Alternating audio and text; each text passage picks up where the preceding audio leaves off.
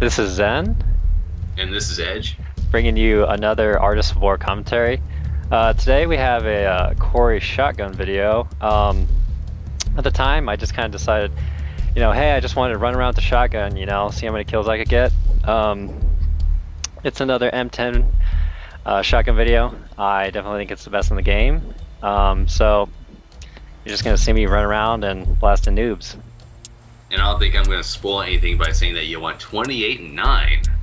Yep. Well, I mean, the whole thing is that, we talked about the shotguns before. When I said this in a previous video, is that you can't do any better than the M1014. And we both believe that. And honestly, I mean, I just love that shotgun. You kind of prefer to run around with Marathon, Lightweight, Ninja. Yeah. Mine's a little bit different. I kind of like switching back and forth between Marathon and Sleight of Hand. And the reason is because I use an assault rifle. Yeah. I use a tar silencer instead of the UMP. Yeah. Just because I can pick off people at long range.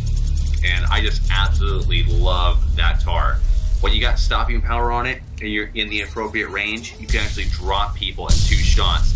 And even with the silencer attachment on it and running around with Lightweight, you can still drop people in 3, at max 4 shots. But it's probably going to take 4 if they're a good distance away. Yeah.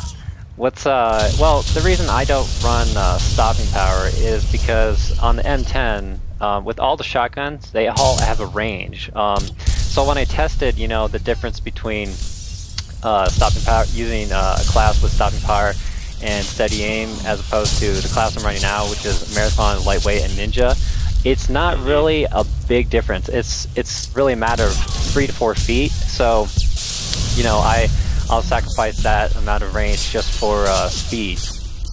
And I guess one of the important things is that all my perks are pro perks. So you have Marathon Pro, which allows you to mantle over things, and that can be pretty crucial, just moving around the map. And then you have Lightweight Pro, which allows you to aim more quickly when you come out of sprint. And I noticed that you never had that because I guess you never used Lightweight. No, I never did. I just didn't finish it until recently, and it opened up my eyes. The Lightweight. I love it. And you're right. You run 10% faster, and whether you're using Marathon or not, they can still get you to a position a little bit quicker, even if you're not running Marathon. Yep, and both of us use the tactical layout, so knifing just isn't as fast. But even when you're running with a shotgun, I don't really worry about knifing, and I don't really have to knife because I come out of that sprint and I can just blast the guy instantly. Where that guy has to lunge at me. When you're running around with that setup, I mean, you're gonna have a hard time knifing anyone because the whole thing is that you have to take your right thumb off of that right stick to hit the B button.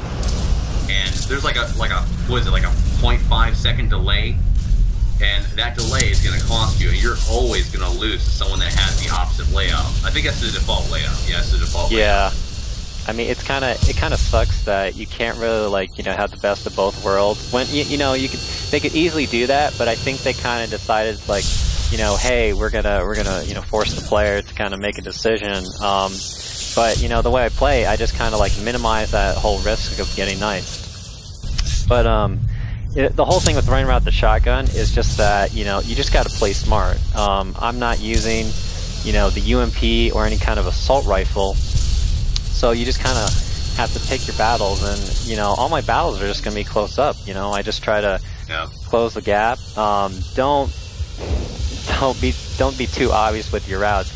Try not to run straight onto your enemy because that usually results in death. I mean, it's pretty common sense kind of tip, but it's kind of easier said than done sometimes. I was thinking about it too because they unleashed that first map pack. I forgot what it was called, but it has what was it, the one with the office? I forgot the name of that map. I believe it was from Modern Warfare. Yeah, Modern Warfare 1. What was that called? The Vacant? Vacant. That is like the perfect map for shotguns, especially in Modern Warfare 2. Could you imagine running around? I don't know if you got any videos of you running around on Vacant, but I can only imagine how much damage you could do with this shotgun on that map. I've played on Vacant. I think Vacant's, it can be a little bit deceptive because you can also use an assault rifle. You can use an SMG. Yeah, but it's got those long, narrow corridors. Yeah. I mean, that's one thing I like about this game is that, you know, a lot of the maps are pretty balanced. So, you know, if you know, you can pick a shotgun, you can run the SMG, you can run a sniper rifle, you can run an assault rifle. So it just depends on the situation on the map, and you just got to make every situation work for you. Yeah, it's a good balance too. You know, compared to Modern Warfare 1. You know, we actually went back and started playing that, and when you go back to Modern Warfare 1, you start to realize how much of a balance there was in this game, Modern Warfare 2, compared to Modern Warfare 1. I mean, I just remember trying to shoot down kill streaks was such a pain in the ass, and there was only 3 of them. You had, well, I mean, probably 1, because you had the UAV, then you had the precision airstrike, and then you had the attack helicopter. And I just remember trying to take down that attack helicopter.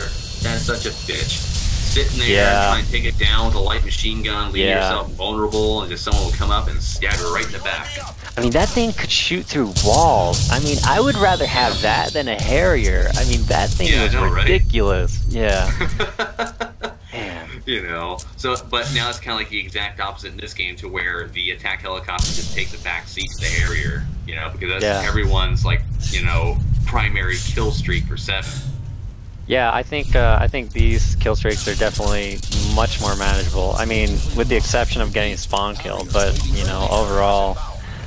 But I guess the other interesting thing is, like, in that game, like, you only had a choice of UAV. But in this game, you know, people don't run UAV as much, so, but it's kind of one of those underrated kill streaks. And if you're gonna run around, like, it makes sense to put on UAV. I think I have UAV, counter UAV, and Harrier, and both, you know, UAV and counter UAV just allow you to run around so much more easily, you know, and just find your enemies so much more easily.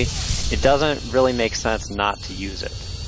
No, I agree, because could you imagine searching for an opponent that you know is in the building, but you don't know exactly where he is? I mean, that UAV, or even the heartbeat sensor, you know, are quite, you know, popular for those types of classes. Well, at least for me. You know, I mean, I really love the UAV and the counter UAV perks, just because, you know, it's like if you're running around and you had maybe like stopping power, or in Zen's case here, lightweight throw, you could always throw up that counter UAV pretty quickly and not have to worry about them finding out where you are for at least 30 seconds. And if we're normally playing together, I mean, I kind of go back and forth between different kill streaks, but sometimes if I'm going to run around, I'll go ahead and I'll use, you know, UAV, counter UAV, and Harrier. Yeah. And when you do that, and I do that, and we're running around the same map, you don't have to worry about the UAVs as much. Yeah.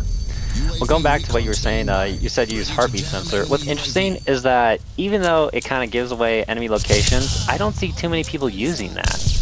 You know?